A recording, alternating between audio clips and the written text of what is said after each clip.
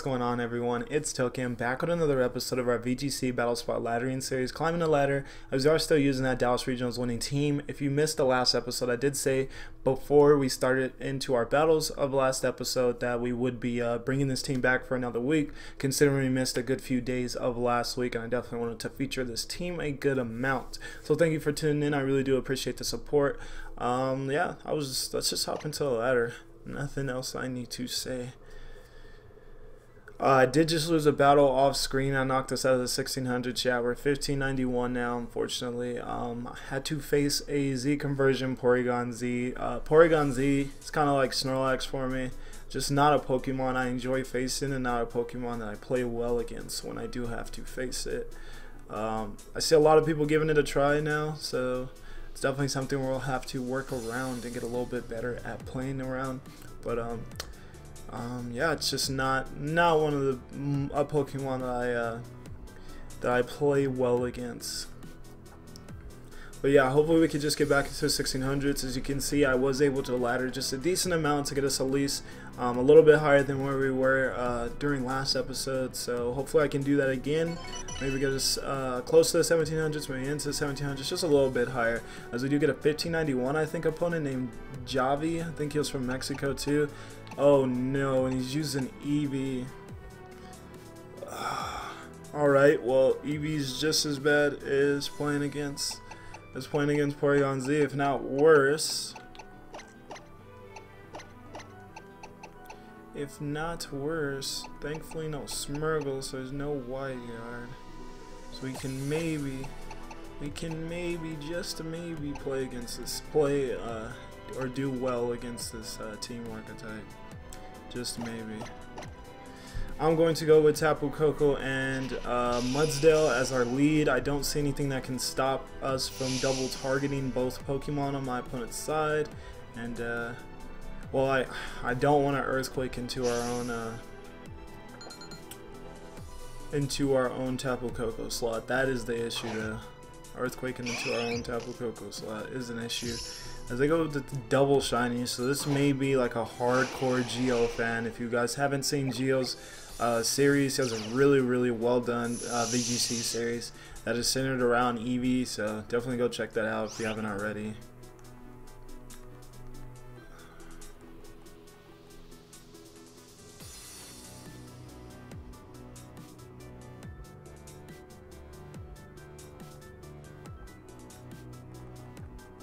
Yeah, I'm going to have to Rock Slide. I just really don't want to EQ into my own Pokemon, especially on this first turn. Just really do not want to do that. So I will just be going Discharge and Rock Slide. This may end up biting me back in the butt, but we'll have to wait and see. Opponent does look like they didn't protect their Eevee, and they're just going for the... Oh, and we get the paralysis on Eevee. That is huge. That is huge.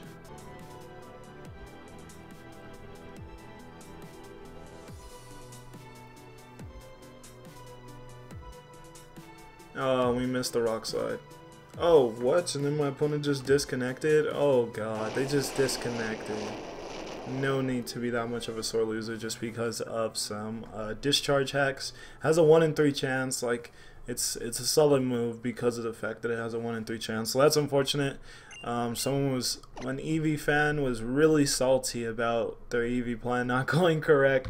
So we'll just hop into another battle. So I guess that means that we'll have 3 to feature, even though that first one wasn't really a battle. As we get a 1523 opponent named Mac from Arizona, and he's going to be rocking that Double Duck as well as Gyarados team with then Pheromosa, Tapu Lele, and Garchomp. So this is an interesting team, honestly, to me. Gives me every reason in the world to want to bring Porygon 2. This Porygon can OHKO Gyarados, and it can live being double targeted by Golduck and Pelipper, so that's not an issue. Then we also have, what else do we want to bring in this? Rain may be up, so yeah, I'll go Araquanid and Coco. We'll see how that goes for us. We will see how that goes. But yeah, it's pretty funny. Eevee's kind of Like once you kill Eevee with the Eevee team, it's really hard for a user using that team to come back. So I guess the guy was really salty and decided to just disconnect. Anyways, though, we do lead with Porygon 2 and Kartana, as our opponent leads with Tapu Lele and Pheromosa, so very interesting leads on both of our ends.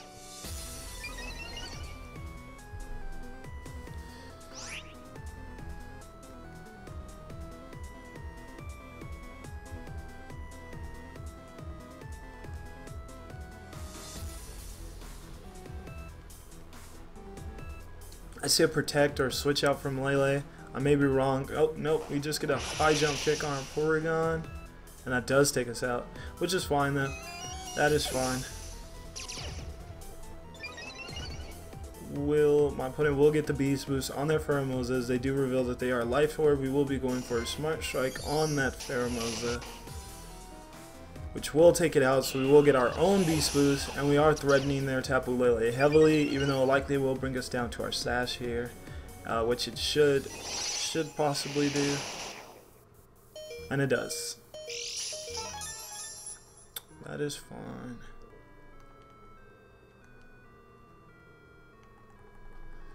So I'm in a mood to switch up the terrain, and I had a feeling that something like Pelipper would come in, so yeah, I am going to bring in our Coco, so we get to switch up the terrain.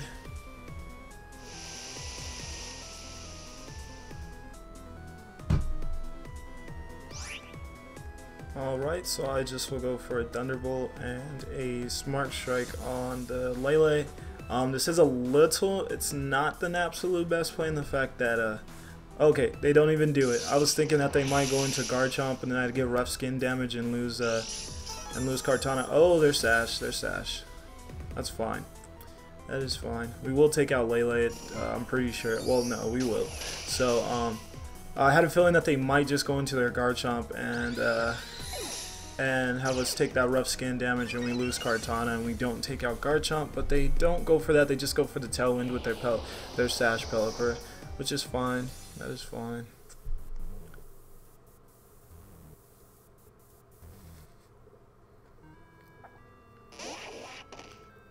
That last Pokemon is Golduck.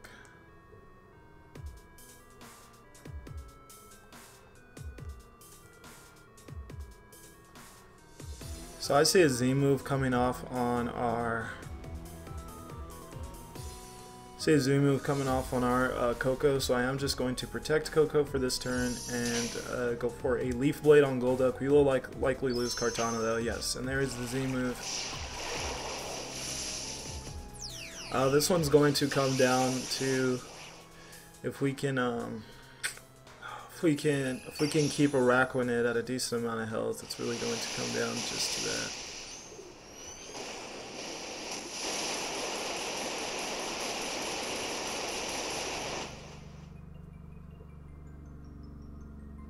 Hurricane does come off onto Kartana. So losing Porygon so early definitely wasn't the best, but I wasn't sure what Pheromosa was going to do, honestly.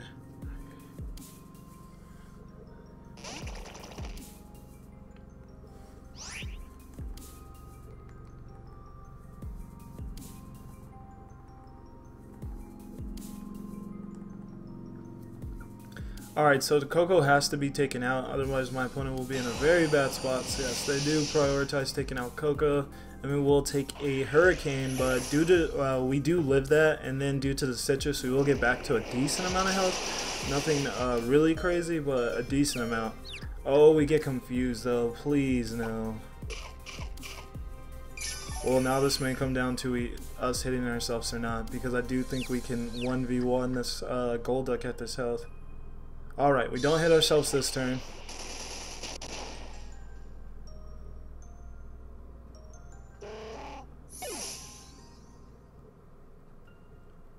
And I do think we can 1v1 Golduck. I'm not sure though. I may be living in a fantasy world, but...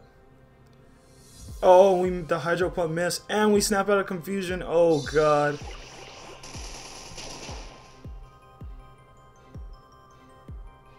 and the tailwind petered out, even though that doesn't really matter. Gold looks faster either way, but that Hydro Pump miss is terrible for my opponent, but that is the risk you take when you run Hydro Pump, and they miss it twice. I still don't think one would have took us out either way, but that is unfortunate. That is going to give us this win. Win a 1-0 against some double duck nonsense. I don't play the best against weather. I really need to start playing better against weather, but we will take that win though. We take those. If you want to run Hydro Pump, you have to deal with the consequences. It's risk reward. Excuse me, not bad at all. Alright, so we'll get one more game, because obviously that Eevee game definitely wasn't even a game. They just decided to quit after their Eevee got paralyzed. So yeah, we'll search for another game. That does put us back into the 1600, 1617. Let's lead a 1605 opponent, Kevin from Michigan. Not bad. And Kevin's going to have a team of Garchomp, Aerodactyl, Kartana, Porygon 2, Gigalith, and Araquanid. Couldn't think of Gigalith's name. Okay. So...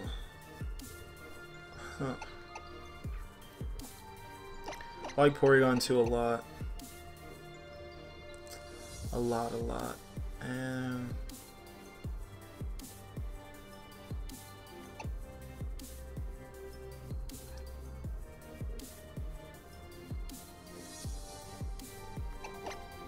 yeah, I like Porygon 2 Kartana.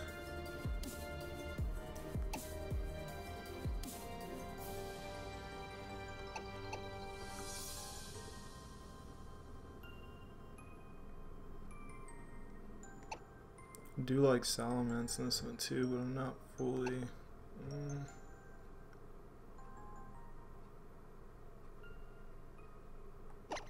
Go our own Araquanid and then probably Coco. Yeah, and then I'll go Coco. Because we, at the end of the day, we still do want something that is faster than Kartana and can take it out just in case that becomes necessary. So yeah, we'll lead Porygon 2 Kartana. I like that matchup against practically everything. And then we will keep Coco and Araquanid in the back. So we'll see how this one goes. Challenged by Pokemon Trainer Kevin.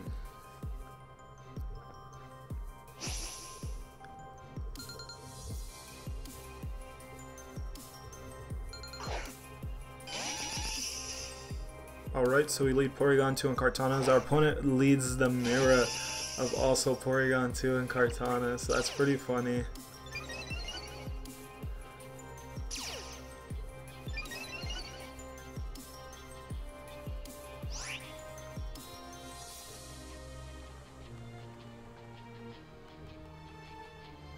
So what we'll do is we will Ice Beam that Kartana and then protect our Kartana. That will just ensure that we can maybe knock it out this next turn, keep our stash intact, and dish out some solid damage. So, see how that goes. Opponent went for the Sacred Sword right into our Kartana, so it looks pretty... yeah, they went for the double target on our Kartana, so nice. The Protect was definitely the play. Oh!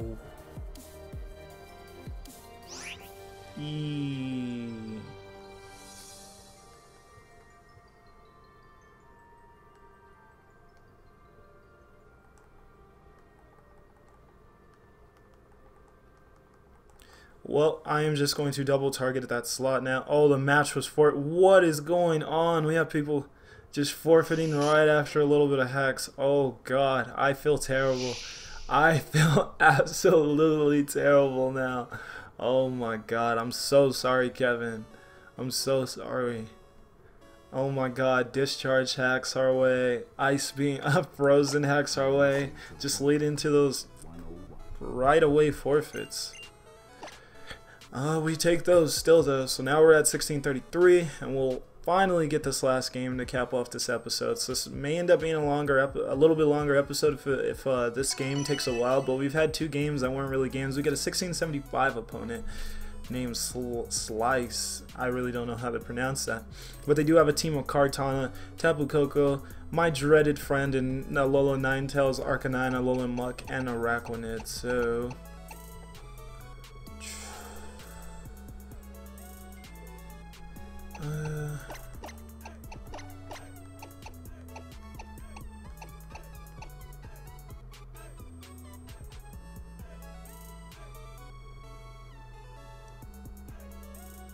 Do we want Kartana in this one? Do we want Kartana? No, we don't need Kartana. We'll go no Kartana. Ooh, though, I feel bad. That was 2 hacks that just caused our opponents to, well, 1 just DC'd, so at least Kevin had the class to actually just forfeit the game instead of just DCing. I've never ever DC'd, and I'm really against DCing. It's just doesn't accomplish anything. It's kind of an immature thing in my opinion. Oh no, my opponent decided to lead their own freaking Coco. I did not see that coming. I did not see that coming.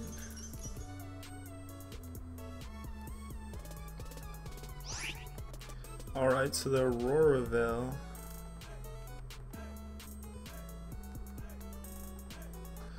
The Aurora Veil looks pretty obvious. I could see my opponent just going for an Aurora Veil, but overall though I do need to switch out a Raconid so we just don't lose it to whatever Tapu Koko goes for. So I will switch into Mudsdale, and I'll also allow us to discharge without hurting our own teammate.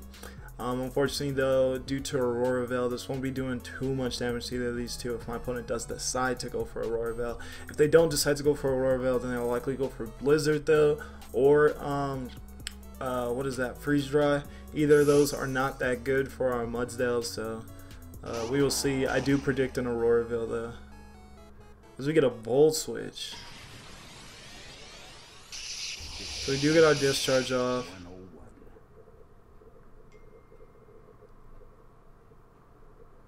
And the Freeze Dry does come off onto at a Raconid slot.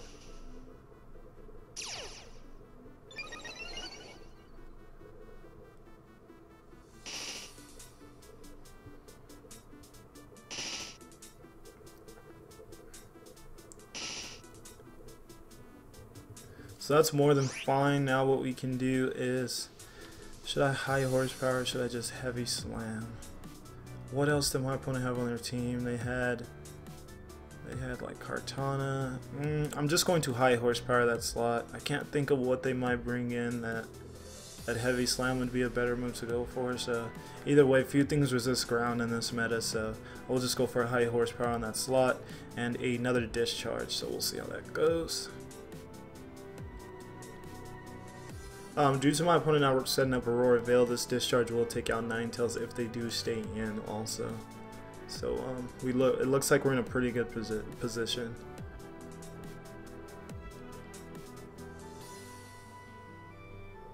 We do win the speed tie this time, so we actually go before our opponent's Tapu Koko. We do take out Ninetales with discharge, and we bring Koko down to a very low amount of health. So we'll see what exactly they went for now. Go for the Volt Switch on our Koko, which I did expect, which is fine. We don't take it as well as I would have liked, but we do take it, and we'll see what they go into here. They could go into Aerodactyl. That's what I forgot about. There is an Aerodactyl in their back, and that was why I was thinking of Heavy Slam. But I did also think that Kartana might come in, and that's why I wanted to definitely just go for high horsepower, which we do go for. So that's solid damage off on Kartana. And if we can win another speed tie with Koko, we should be able to take that Kartana out this following turn.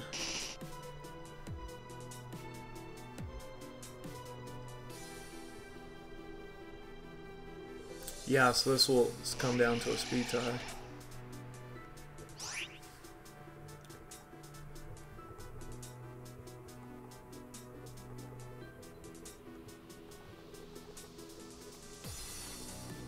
Or unless my opponent just tries to go for another Volt Switch or something. We'll see exactly what happens. We do get the discharge off, and that should take out both of mine. So we do win the speed tie, and that should take out both of them, and it does take out both. So, yeah, this was our game to win. This has been one of the most interesting episodes of Climbing the Ladder that I've brought into you guys. Like, really has been extremely interesting. So we'll take a little bit more hell damage.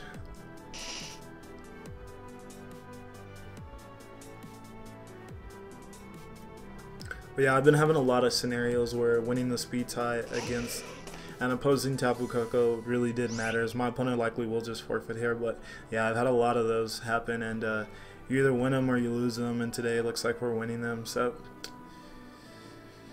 as my opponent does just forfeit. Well, those are some short battles after that last one. I would have loved to have gotten you guys like one more battle, but it's already at the 20-minute mark, and I know another one will likely push us very far past that mark.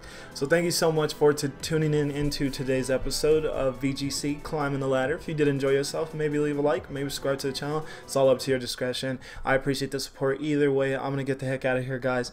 Thank you for watching this series. I enjoy doing this for you all. Thank you very much. I'll see you guys in the next episode. For now, though, peace out. Have a good one.